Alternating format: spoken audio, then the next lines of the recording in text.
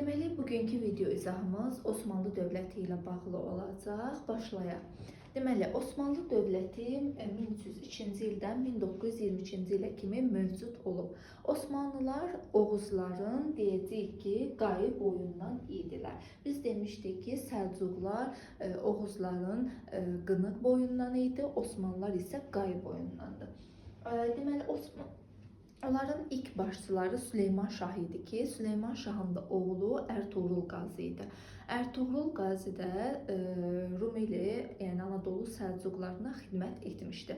Ertuğrul bəyin oğlu isə Osman Qazi idi ki, Osman Qazi deməli Qaracı Hisarı tutur və həmin dövrdə, yəni 1302-ci ildə Hülakü xan hücum eləyir və 1302-ci ildə Rumeli Səlcuq dövləti zəifləyir. Bundan da istifadə edən Osman Qazi 1302-ci ildə Osmanlı dövlətini yaradır.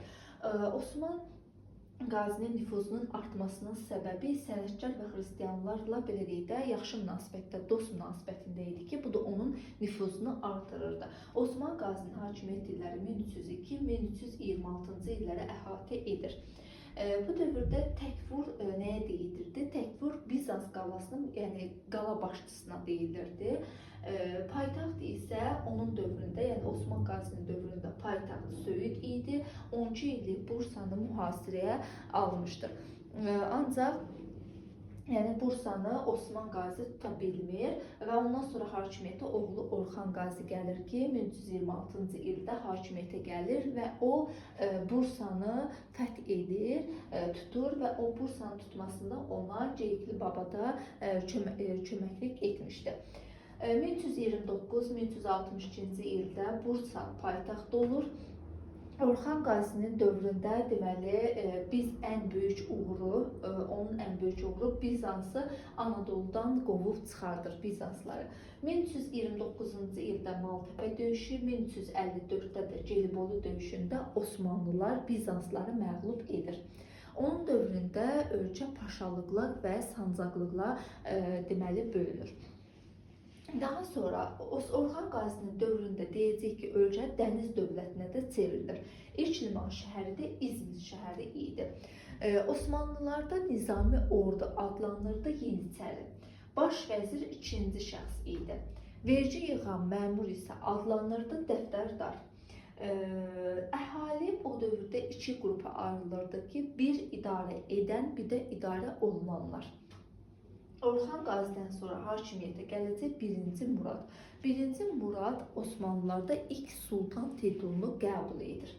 1-ci Murad ilk növbədə, yəni əsasən Avropaya və yaxud da ki, Balkanlara yönəlir və Balkanlarda iki dövləti, Serbiyanı və Bolqarlar özündən asılı vəziyyətə salır. Serblərlə iki döyüşdən danışacaq ki, 1371 Çirmən, 1389 Kosova döyüşündə Osmanlılar Serbləri məğlub edir. Kosova döyüşündə də yəni Murad yəni yaralanır və ölür. Onun dövründə paytaxt Ədirnə şəhəri idi ki, 1362-1453-cü ilə kimi Ədirnə olub paytaxt. İki torpaq mülkiyyət formasından danışacaq ki, bir Timar idi, bir də Ziyamət. Ziyamət 14-cü əsrin sonunda yaranmışdı. Daha böyük torpaq mülkiyyət forması idi, Timar isə xırda idi. Və 1-ci Muraddan sonra hakimiyyətə 1-ci Bəyazıd gələcək ki, 1389-1402-ci illərdə hakimiyyətdə olmuşdu.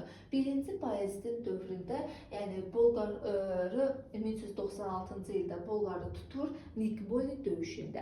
Deyəcək ki, 1-ci Muradın dövründə Bolqarları asılı vəziyyətə salıb, ancaq Bolqarı bütünlüklə tutmasını deyəcək 1-ci Bayezidin dövründə. Əsas hədəfi 1-ci Bayezidin Konstantinopolu tutmaq idi.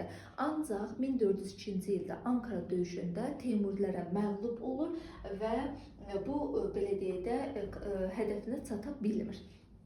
Daha sonra 1-ci Bayeziddən sonra hakimiyyətə ondan sonra düzdür, 1-ci Bayeziddən sonra hökmdarlar var, amma onların, belə deyək də, qeyd olunmur. Daha sonra hakimiyyətə 2-ci Mehmet 1451-1481-ci illərdə Osmanlıda belə deyək də hakimiyyətdə olmuşdu. O 1453-cü ildə Konstantinopolu tutur, yəni İstanbul, onun adını dəyişir İstanbul qoyur, yəni İstanbulu 1453-də fəth edir. 1476-cı ildə qanunnamə qəbul edir ki, bu qanunnamada vergi, din, məhkəmə, torpaq məsələlərinə də toxunulurdu. Onun dövründə dövlət imperiya çevrilir. Hətta biz məsələn, Azərbaycan tarixində keçmişlikdə Ağqoyunlular dövlətinin onun dövründə 1461-də Trabzonu fəth edir falan. İkinci Bayezid isə 1481-1512-ci illərdə hakimiyyətdə olub. O vəli titulu daşıyırdı ki, yəni mömin titulu daşıyırdı. İkinci Bayezid Venesiyanı məğlub edib, Səfəvilərlə, Məmlüklərlə, Ağqoyunlarla dost münasibətində olub. İspaniyada Yahudilərə sığınacaq verib, yəni İspaniyadakı Yahudilərə sığınacaq verib, Səfəviləri dövlət kimi tanıyıb. İkinci Bayezid.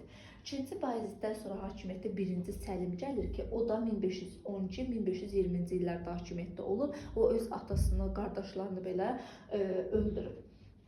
Birinci Səlim Misirdə Məmlük dövlətini 1517-ci ildə son qoyur.